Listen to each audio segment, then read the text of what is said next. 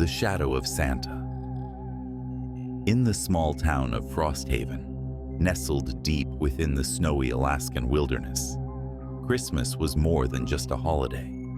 It was an institution. Every year, the townsfolk transformed their humble village into a winter wonderland, complete with lights that danced across the night sky and a towering Christmas tree in the central square. But there was one tradition that stood out above all: the annual arrival of Santa Claus, a man hired to bring joy to the children of Frosthaven. This year, the honor went to a drifter named Elias Crow.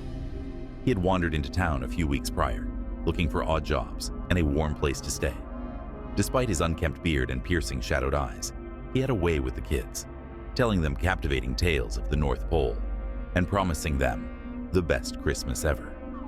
Desperate for a Santa and charmed by his charisma, the townsfolk welcomed him with open arms. The festivities began as usual, with laughter and cheer filling the air. On Christmas Eve, Elias donned the red suit and took his place in the town square. Children lined up, eagerly clutching their wish lists. As the night deepened, however, a strange unease began to settle over the town. First, it was the animals. Dogs howled incessantly, their cries echoing through the frosty streets. Cats hissed at the shadows, their fur bristling. Even the reindeer brought in for the sleigh display stamped their hooves nervously and refused to approach Elias. Then, the lights began to flicker, casting eerie patterns across the snow. The townsfolk dismissed it as a minor power issue, but the tension was palpable. Late into the evening, as most of the children had gone to bed, a young boy named Jamie remained. He was the last in line, clutching a tattered teddy bear. Jamie had always been a curious child, prone to noticing things others overlooked. As he climbed onto Elias's lap, he stared into the man's eyes and whispered, "You're not Santa, are you?" Elias's grin faltered for a moment, his teeth glinting unnaturally sharp in the flickering light. "What makes you say that, Jamie?" he asked, his voice a low growl. Jamie leaned closer, his small hand trembling as he pointed to Elias's shadow. It writhed and twisted on the snow, moving independently of its owner. "Your shadow. It's alive." The townsfolk, who had been milling about nearby, turned at Jamie's words. Their laughter died in their throats as they saw it too. The shadow beneath Elias stretched unnaturally long, its edges jagged and pulsing. It reached out like tendrils, slithering across the ground toward Jamie. A scream tore through the square as Jamie scrambled off Elias's lap. The shadow lashed out, missing the boy by inches, and then recoiled as if in pain when it touched the light from a nearby lantern. Elias stood slowly, his once jovial demeanor replaced by something cold and menacing. "You should have stayed asleep," he hissed, his voice echoing unnaturally. Chaos erupted. Parents grabbed their children and fled, their screams mingling with the guttural growls emanating from Elias. The shadow grew larger, consuming the square in darkness. One brave soul, the town's mayor, hurled a torch toward Elias, shouting, "Stay back!" The flame struck the shadow, and for a moment, Elias shrieked, a sound so inhuman it froze everyone in their tracks. The shadow retreated, but Elias remained, his form flickering like a dying flame. "You think fire will save you?" he snarled, his eyes now glowing an unholy red. "I am older than your stories, older than your myths. You invited me in." The townsfolk retreated to the church, the only place in town with walls thick enough to provide refuge. They huddled together, praying and clutching whatever weapons they could find. Outside, the shadow roared, its tendrils slamming against the stained glass windows. The light of the candles inside seemed to keep it at bay, but the air grew colder with every passing minute. Jamie, the boy who had first noticed the shadow, stood apart from the group, clutching his teddy bear. He whispered to the priest, "Father, what if the light can hurt him?" The priest hesitated, then nodded. The light, yes, but it must be strong enough. With trembling hands, the townsfolk gathered every lantern, flashlight, and candle they could find. Jamie, clutching his teddy bear tightly, volunteered to lead the charge. "He's after me," he said bravely. "I'll distract him." The doors burst open, and Jamie stepped out into the snow, holding a lantern high. The shadow recoiled, hissing, but Elias stood in its midst, untouched. "You can't stop me, child," he taunted, his voice reverberating through the night. But Jamie didn't stop. He walked forward, the lantern's light growing brighter with every step. Behind him, the townsfolk followed, their combined lights piercing the darkness. The shadow screamed, its tendrils writhing and dissipating like smoke in the wind. Elias staggered, his form flickering and fading. With one final burst of light, the shadow was gone. Elias let out an unearthly wail before collapsing into the snow, leaving behind nothing but the empty red suit. The town square was silent, save for the crackling of a single untouched lantern. The next morning, Frosthaven awoke to an eerie calm. The sun rose over the snow-covered town, casting long shadows that looked just a little too still. The red suit remained in the square, a grim reminder of the night before. No one spoke of Elias Crow again, and the tradition of Santa Claus was quietly retired. But every Christmas Eve, as the lights flickered and the wind howled through the trees, the townsfolk of Frosthaven would whisper a silent prayer, hoping they would never see the shadow of Santa again. The bells that toll at midnight. In the remote town of Wintershroud, Christmas was marked by a peculiar tradition: the midnight bells. Every year, as the clock struck 12 on Christmas Eve, the church bells would ring 13 times instead of 12. No one knew why or how this tradition began, but the townsfolk followed an unspoken rule. No one was to be outside when the 13th bell rang. It had always been this way, passed down through generations.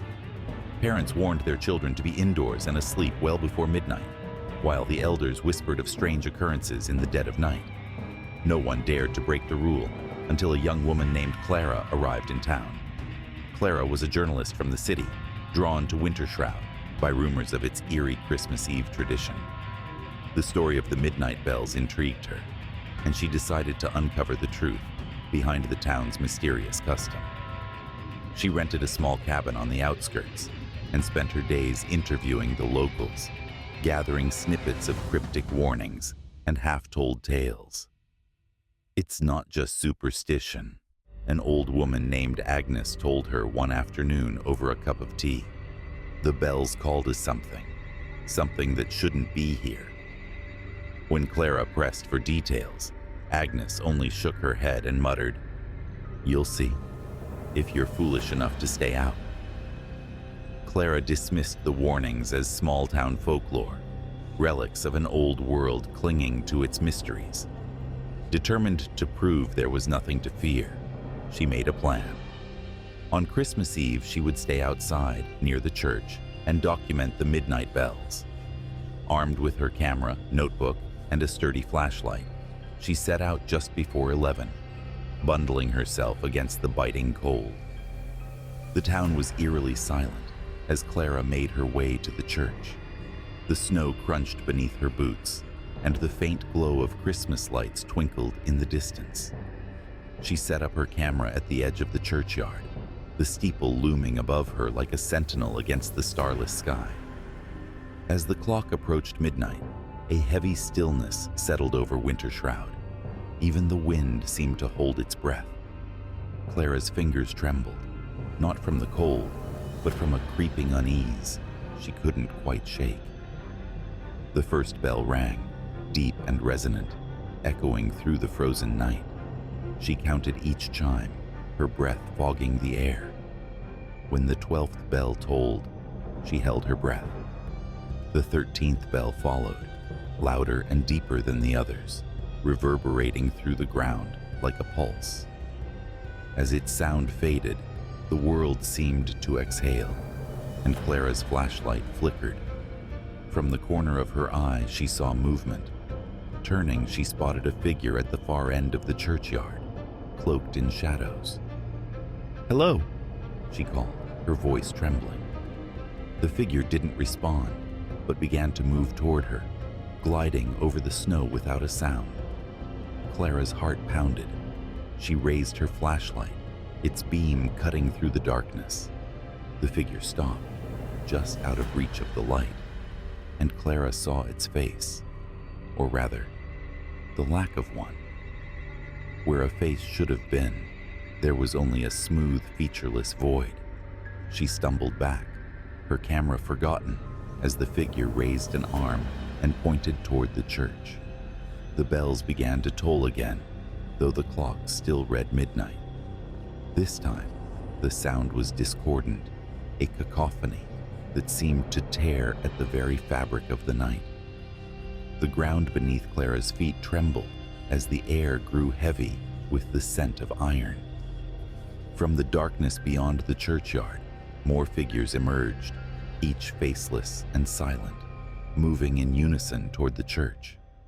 Clara's instincts screamed at her to run, but her legs felt rooted to the spot. The figures reached the church doors, and with a collective push, they swung open. Inside, the darkness was absolute, a void that seemed to swallow the faint light of Clara's flashlight. From within, a deep guttural sound began to rise, like the growl of some ancient slumbering beast. Clara's paralysis broke. She turned and fled, her feet slipping on the snow as she raced back to her cabin. Behind her, the bells continued to toll, faster and more frenzied, until they abruptly stopped. The silence that followed was suffocating. She burst into her cabin, locking the door and pulling the curtains shut. Her breath came in ragged gasps as she pressed herself against the wall, ears straining for any sound. Hours passed, and the first light of dawn crept over the horizon. The town appeared normal, untouched by the horrors of the night. Clara left Wintershroud that morning, abandoning her belongings and her story. She never wrote about what she had seen, and she never spoke of it again. But every Christmas Eve, as the clock struck midnight, she would wake in a cold sweat, the sound of the 13th bell echoing in her mind. The Ornament Collector.